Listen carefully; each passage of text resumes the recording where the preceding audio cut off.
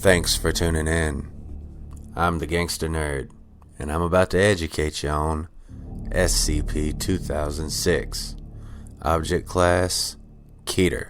Secure Containment Procedures. SCP-2006 is to be contained at Site-118 in an airtight containment cell. SCP-2006 must be constantly monitored for changes in form, which are to be noted immediately. All personnel coming into contact with SCP-2006 are required to enroll in an acting course with a focus on expressing fear and surprise. Every month, SCP-2006 is to be shown at least one new, extremely low-quality horror or science fiction movie containing horror elements. All interaction with SCP-2006 must confirm that SCP-2006 continues to believe that said works demonstrate a superb grasp of horror.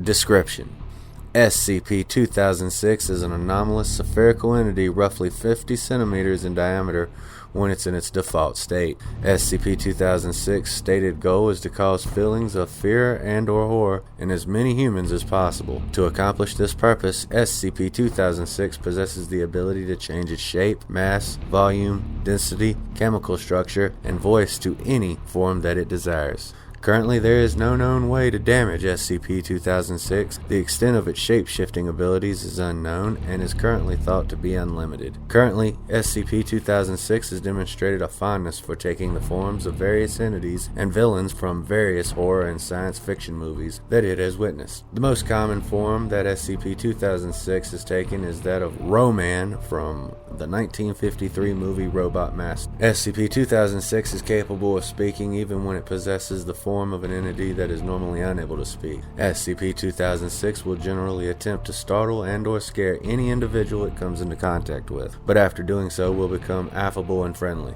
The reason behind this is currently unknown. Although SCP-2006 has repeatedly stated its goal of causing as much fear as possible, SCP-2006 is a poor judge of concepts that cause fear in humans and constantly searches for new methods in which to accomplish its goal. This poor recognition extends to recognition of emotions in humans, as SCP-2006 is incapable of distinguishing between subtle differences in emotion that would be obvious to a human. Addendum: the current Site Director for Site-118 has issued the following memorandum regarding SCP-2006.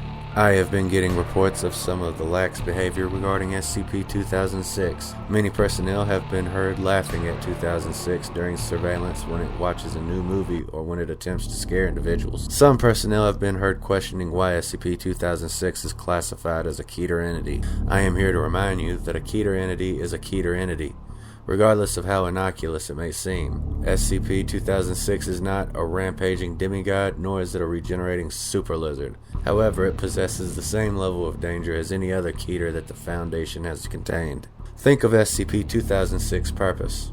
It wishes to scare people. Imagine what would happen if SCP-2006 broke containment and found out what really scared people. Imagine if it saw the horror and fear of war, or the concepts of paranoia or phobias common to each and every human being. Imagine if it found the true horror of a nuclear holocaust or XK class scenario. Now couple that with an entity that possesses shape-shifting abilities with no known limits, and you'll understand why it's classified as Keter. All personnel mentioned above have been subtly disciplined. I do not want to hear about this again. Dr. Randall Owings, Site-118 Director. Okay, so it's a shape-shifting entity that wants to scare people, but luckily for us it isn't too intelligent, and it thinks 50s B movies is how to go about it. Perfect! Way to go, Foundation. I love it. I'm Walt, the most gangster nerd on YouTube, and I'll be seeing you soon enough.